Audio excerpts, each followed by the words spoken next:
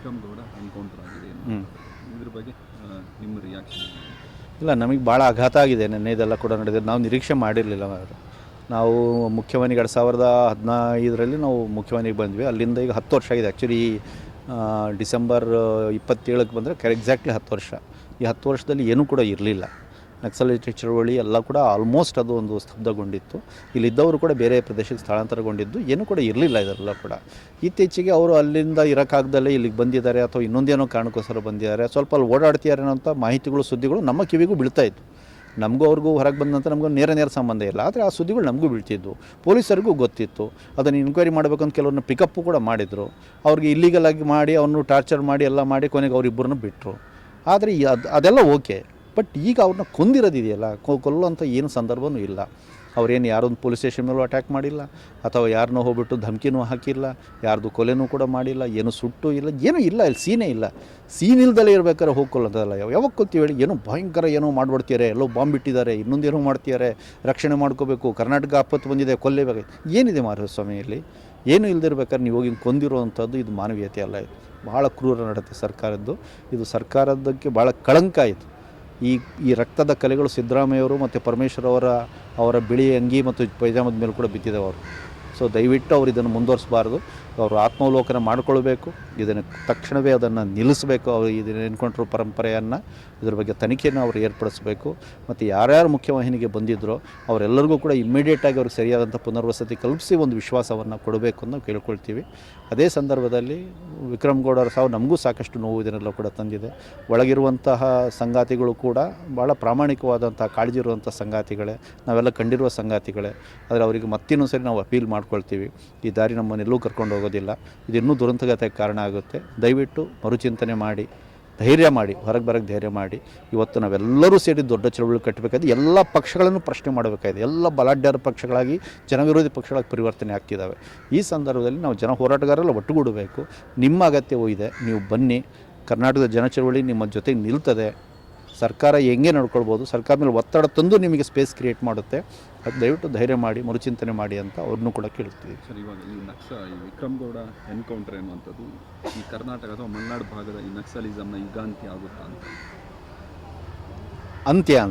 ಅಂತ್ಯ ಆಗೋದಿಲ್ಲ, ಮತ್ತಿನ್ನೊಂದು ಆರಂಭ ಆಗ್ತಾ ಇದೆ. ಅಂತ್ಯ ಅಲ್ಲ ಮಾರ್ಯಾರೆ, ಇದು ಮತ್ತೊಂದು ಹೊಸ ಪರ್ವದ ಆರಂಭ. ಅದು ಆಲ್ಮೋಸ್ಟ್ ಅದು ಡೌನ್ಗೆ ಹೋಗ್ಬಿಟ್ಟಿತ್ತು. ಅದನ್ನು ಏನೂ ಇರಲಿಲ್ಲ. ಈಗ ಪೊಲೀಸರಿಗೆ ಚಾಲನೆ ಕೊಟ್ಟಿದ್ದಾರೆ ಎನ್ಕೌಂಟ್ರ್ ಮಾಡೋದ್ರ ಮೂಲಕ. ಹಂಗಲ್ಲ, ಒಂದೊಂದು ಸಾವುಗಳು ಅದೆಲ್ಲ ಕೂಡ ಜೊತೆಗಿರುವ ಸಂಗಾತಿಗಳಲ್ಲಿ ಇನ್ನೊಂದಿಷ್ಟು ಆಕ್ರೋಶವನ್ನು ಹುಟ್ಟಾಕ್ತವೆ. ಇವ್ರು ಏನು ಅನ್ಕೊಂಡೆ ಒಂದು ಹೊಡೆದು ಬಿಟ್ಟರೆ ಭಯ ಆಗ್ತದೆ. ಅವ್ರು ಭಯ ಆಗದಾಗಿದ್ದು ಇಷ್ಟು ವರ್ಷ ಹೆಂಗಿರ್ತಿದ್ರು ಅವರು? 25 ವರ್ಷ ಅಲ್ಲಿ ಹೆಚ್ಚುಕೊಂಡು 24 ವರ್ಷ ಆಯಿತು. 24 ವರ್ಷದಿಂದ ಇವ್ರನ್ನ ಯಾವತ್ತೋ ಹೆದರ್ಕೊಂಡು ಸರೆಂಡರ್ ಆಗಬೇಕಾಯಿತು. ಹಂಗಾಗಿಲ್ಲ. ನೀವು ಹಂಗೆ ಕೊಂದು ಬಿಟ್ಟರೆ ಬರೋದಿಲ್ಲ. ಅವ್ರು ಕಮಿಟ್ಮೆಂಟ್ ಇರುವಂಥ ಜನ, ಹಂಗೆಲ್ಲ ಹೆದರೋ ಜನ ಅಲ್ಲ. ಪ್ರಾಣದ ಹಂಗನ್ನು ತೊರೆದೋಲು ಮಾಡ್ತಿದ್ದಾರೆ. ಅವ್ರನ್ನ ಕರಿಬೇಕಂದ್ರೆ ಬೇರೆ ತರಬೇಕು. ಬಿಟ್ಟರೆ ಇಂಥ ಒಂದು ಎನ್ಕೌಂಟ್ರ್ ಮಾಡಿ ಸ್ಟಾಪ್ ಮಾಡೋಕ್ಕಲ್ಲ. ಪೊಲೀಸರಿಗೊಂದು ಗುಂಗಿದೆ. ಇಷ್ಟೆಲ್ಲ ಪೊಲೀಸರು ನಾವೆಲ್ಲ ಕುಮ್ಮಿಂಗ್ ಮಾಡ್ತೀವಿ, ಮಿಕ್ಕರ್ನೆಲ್ಲ ಹೊಡೆದಾಕ್ಬಿಡ್ತೀವಿ. ಹಂಗಾಗಲ್ಲ ಸ್ವಾಮಿ. ವೀರಪ್ಪನವ್ರಿಗೂ ಕೂಡ ಬೇರೆ ಯಾರೋ ದ್ರೋಹ ಮಾಡೋದು ಅಂತ ಹಿಡಿದು ಬಿಟ್ಟರೆ ನಿಮ್ಮ ಕೈಯಿಂದ ಹಿಡಿಯೋಕ್ಕಾಗಿಲ್ಲ. ಕಾಡು ಭಾಳ ದೊಡ್ಡದು, ವಿಶಾಲವಾಗಿರುವಂಥದ್ದು. ಮತ್ತು ಅವ್ರು ಕಾಡಿನ ಮಕ್ಕಳು, ಅವ್ರಿಗೆಲ್ಲಿನ ಮೂಲೆ ಗೊತ್ತು. ಹಾಗೆಲ್ಲ ನೀವು ಹಿಡಿಯೋಕೆ, ನೀವು ಹೊರಗಡೆಯಿಂದ ಬಂದವರು, ನಿಮ್ಗಳ ಕಡೆಯಿಂದ ಅದನ್ನು ಹಿಡಿಯೋಕ್ಕೆ ಸಾಧ್ಯ ಇಲ್ಲ ಅದನ್ನು. ಸೊ ಹಂಗಾಗಿ ದಯವಿಟ್ಟು ಈ ದಾರಿ ಸರಿಯಲ್ಲ. ಇದನ್ನು ಫಸ್ಟ್ ಇದನ್ನು ನಿಲ್ಲಿಸಿ. ಇದು ಅಂತ್ಯ ಆಗೋದಿಲ್ಲ, ಇದು ಮತ್ತೆ ಮುಂದುವರಿತದೆ. ಇದನ್ನು ಮುಂದುವರಿಯಬೇಕು, ನಿಲ್ಲಿಸಬೇಕು. ನಿಜವಾಗ್ಲೂ ನಿಲ್ಲಿಸಬೇಕು ಅಂದರೆ ಎನ್ಕೌಂಟ್ರಲ್ಲ ದಾರಿ. ಅದಕ್ಕೆ ಸರ್ಕಾರದಿಂದ ಒಂದು ಸನ್ನಡತೆ, ಅದು ವಿಶ್ವಾಸ ಕೊಡುವಂಥ ನಡತೆ ಸರ್ಕಾರದಿಂದ ಆಗಬೇಕು. ಇನ್ನೊಂದು ಕಡೆ ಅವರು ಕೂಡ ಆಲೋಚನೆ ಮಾಡಬೇಕು. ಆದರೆ ಸರ್ಕಾರದ ಕಡೆಯಿಂದ ನೀವು ಮೊದಲು ಸನ್ನಡತೆ ತೋರಿಸಿದ್ರೆ ಅವ್ರ ಮೇಲೂ ಕೂಡ ನಾವೆಲ್ಲರೂ ಕೂಡ ಇನ್ನೂ ಸೋತಾಡ್ತಾ ಇರ್ಬೋದು. ನಿಮ್ಮ ವರ್ತನೆ ಸರಿ ಇಲ್ಲದಾಗ ಅದನ್ನು ಯಾವ ರೀತಿಯಲ್ಲಿ ವಿಶ್ವಾಸ ಕೊಡೋಕ್ಕಾಗುತ್ತೆ? ಹಾಗಾಗಿ ಇಡೀ ಹೊಣೆಗಾರಿಕೆ ಅದು ಸರ್ಕಾರದ ಮೇಲೆ ಇದೆ. ಇವಾಗ ರಾಜ್ಯದಲ್ಲಿ 7-8 ಮಂದಿ ಅಷ್ಟೇ ನಕ್ಸಲರು ಉಳ್ಕೊಂಡಿದ್ದಾರೆ ಅನ್ನುವಂಥದ್ದು. ಅದು ನಮ್ಮ ಅಂಥ ಸಂದರ್ಭದಲ್ಲಿ ಮತ್ತೆ ಹಿಂಗೆ ಕ್ರಾಂತಿ ಆಗುತ್ತೆ ಅಥವಾ ನಕ್ಸಲೈಟ್ ಸಂಘಟನೆ ಮರು ಸಂಘಟನೆ ಏನು ಮಾಡ್ಕೊಳ್ತಾರೆ? ಇಲ್ಲ, ಅದು ಮರು ಸಂಘಟನೆ ಆಗೋದಿಲ್ಲ. ಅದರಿಂದ ಕ್ರಾಂತಿ ಆಗೋದಿಲ್ಲ. ಅದು ಕ್ರಾಂತಿಯೂ ಆಗೋದಿಲ್ಲ, ಹಂಗೊಂದು ದೊಡ್ಡ ಚಳವಳಿನೂ ಆಗೋದಿಲ್ಲ, ಅದು ಸಮಾಜಕ್ಕೆ ದೊಡ್ಡ ಉಪಯೋಗನೂ ಆಗೋದಿಲ್ಲ ಅನ್ನೋ ಕಾರಣಕ್ಕೋಸ್ಕರನೇ ನಾವು ಹೊರಗೆ ಬಂದು ಮುಖ್ಯವಾಹಿನಿಯಲ್ಲಿ ತೊಡಕೊಂಡು ಮತ್ತೆ ಜನ ಚಳವಳಿಗಳ ಭಾಗವಾಗಿ ನಾವು ಕೆಲಸ ಮಾಡ್ತಾ ಇದ್ದೀವಿ. ಕಂಟಿನ್ಯೂ ಆಗುತ್ತೆ ಅಂದರೆ ನಕ್ಸಲ್ ಚಟುವಟಿಕೆ ಕಂಟಿನ್ಯೂ ಆಗುತ್ತೆ. ನಾನು ಕ್ರಾಂತಿ ಆಗಿಬಿಡುತ್ತೆ ಅಂತ ಹೇಳ್ತಿಲ್ಲ. ನಕ್ಸಲ್ ಚಟುವಟಿಕೆ ಕಂಟಿನ್ಯೂ ಆಗುತ್ತೆ, ರಿಕ್ರೂಟ್ ಆಗುತ್ತೆ, ಆಗ್ತಾ ಇದೆ. ಈಗ ಏನಾಗಿದೆ ನೋಡಿ, ಒತ್ತುವರಿ ಮತ್ತಿಗೆ ಏನಾಗ್ತದೆ ಈಗ ನೋಡಿ. ಈಗ ಏನು ಮಾಡ್ತಾರೆ, ಈಗ ಬರೀ ಕಸ್ತೂರಿ ಹಂಗೆ ಆ ಒತ್ತಡ ಒಂದು ಕಡೆ ಇದೆ, ಇನ್ನೊಂದು ಕಡೆ ಏನಾಗುತ್ತೆ. ಇದು ಹೆಂಗೆ ಚೈನ್ ರಿಯಾಕ್ಷನ್ ಹೆಂಗಾಗುತ್ತೆ ನೋಡಿ. ಈಗ ಇದ್ದವ್ರನ್ನ ಹಿಡಿಬೇಕು ಅಂದರೆ ಏನು ಮಾಡ್ತೀರಿ ನೀವು? ಇವ್ರು ಯಾವ ಮನೆಗೆ ಬಂದು ಹೋಗ್ತಿದ್ದಾರೋ ಅವ್ರ ಮನೆಗಳಿಗೆಲ್ಲ ನೀವು ಹೋಗ್ತೀರಿ, ಅಲ್ಲಿರೋ ಹುಡುಗರನ್ನ ಪಿಕಪ್ ಮಾಡ್ತೀರಿ. ಯೂತ್ಸೇ ತಾನೇ ಎಲ್ಲೂ ಟಚಲ್ಲಿರೋದು. ಯೂತ್ಸ್ನ ಕರ್ಕೊಂಡು ಹೋಗ್ತೀರಿ, ಅವ್ರಿಗೆ ಟಾರ್ಚರ್ ಮಾಡ್ತೀರಿ. ಅವರಿಗೆ ಎನ್ಕ್ವೈರಿ ಹೆಸರಲ್ಲಿ ಇದು ಮಾಡ್ತೀರಿ, 2 ಸರಿ ಪಿಕಪ್ ಮಾಡ್ತೀರಿ, 3 ಸರಿ ಪಿಕಪ್ ಮಾಡ್ತೀರಿ. ನೀವು 4ನೇ ಸರಿ ಪಿಕಪ್ ಮಾಡಿದಾಗ ಈ ಪೊಲೀಸರು ಅದು ಬಿಡೋದಿಲ್ಲ, ನಮ್ಮನ್ನು ಒಳಗೆ ಹೋಗೋದೇ ಬೆಟ್ರ್ ಅಂತ ಒಳಗೆ ಹೊಟ್ಟೋಗ್ತಾರೆ. ಸೇಮ್ ವಿಕ್ರಮ್ ಗೌಡಿಂದ ಎಕ್ಸಾಕ್ಟ್ಲಿ ಸೇಮ್ ಕೇಸ್.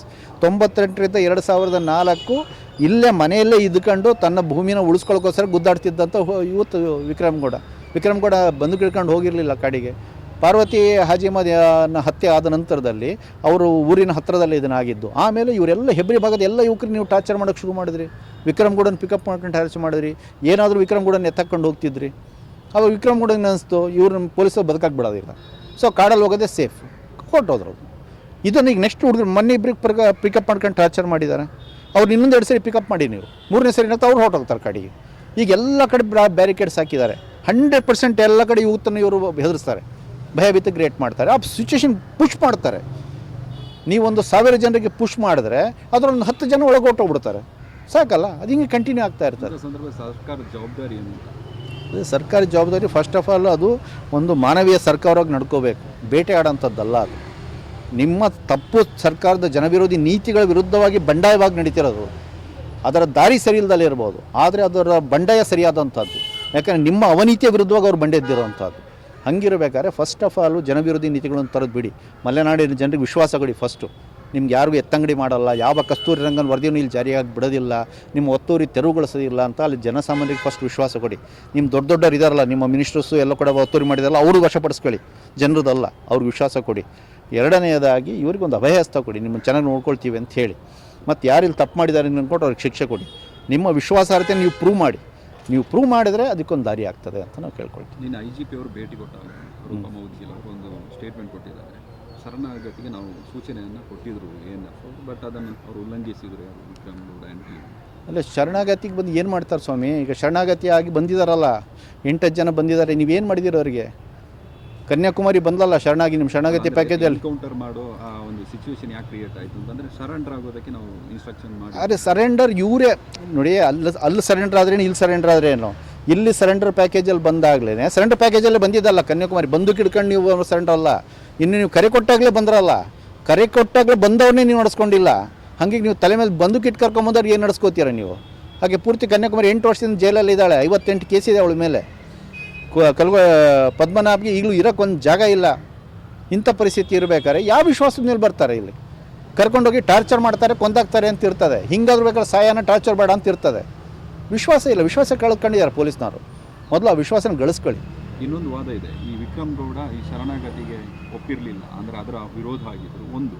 ಇನ್ನೊಂದು ಕಡೆಯಲ್ಲಿ 2013 ಹೊತ್ತಲ್ಲಿ ಸಿದ್ದರಾಮಯ್ಯ ಅವರ ಸರ್ಕಾರ ಬರಬೇಕಾದ್ರೆ ಈ ಗೌರಿ ಲಂಕೇಶ್ ಅಂತವರ ಲೀಡರ್ಶಿಪ್ಪಲ್ಲಿ ಒಂದಿಷ್ಟು ಜನ ನಿಮ್ಮಂಥವರೆಲ್ಲ ಮುಖ್ಯವಾಹಿನಿಗೆ ಬರೋದಕ್ಕೆ ಸಾಧ್ಯ ಆಯಿತು. ಈಗ ಆ ಲೀಡರ್ಶಿಪ್ನ ಕೊರತೆ ಇದೆಯಾ, ಅಥವಾ ಇಂಥ ವಿಕ್ರಮ್ ಗೌಡ ಥರ ಇಲ್ಲ? ಈಗ ಕ್ಲಿಯರ್ ಕಟ್ ಇದೆ. ನಾವು ಬಂದ ನಂತರ ವಿಶ್ವಾಸ ಬಂದು ಇನ್ನೊಂದು 7-8 ಜನ ಬಂದರು. ನಮಗೆ ಚೆನ್ನಾಗಿ ನಡೆಸ್ಕೊಳ್ತು ಸಮಾಜ ಸರ್ಕಾರನಕ್ಕೋಸ್ಕರ ಅವ್ರು ಬಂದರು. ಆದರೆ ನಮ್ಮ ಜೊತೆ ಸಿಕ್ಕಂಥ ಅವಕಾಶ ಅವ್ರಿಗೆ ಸಿಗಲಿಲ್ಲ 7-8 ಜನರಿಗೆ. ಅದು ಸುಮ್ಮನೆ ಫಸ್ಟ್ ನಮಗೆ ಒಂದು ಶೋ ಪೀಸ್ ಅಷ್ಟೇ. ನಮಗೆ ಮಾಡಿದ್ರು, ಮಿಕ್ಕವ್ರ ಜೊತೆ ಎಲ್ಲ ಭಾಳ ಕ್ರೂರವಾಗಿ ನೋಡ್ಕೊಂಡ್ರು. ಈಗ ಅವ್ರು ಬರೋರು ನೆಕ್ಸ್ಟ್ ಬರೋರು ಇವ್ನು ನೋಡಿ ಬರ್ಬೇಕು ತಾನೆ.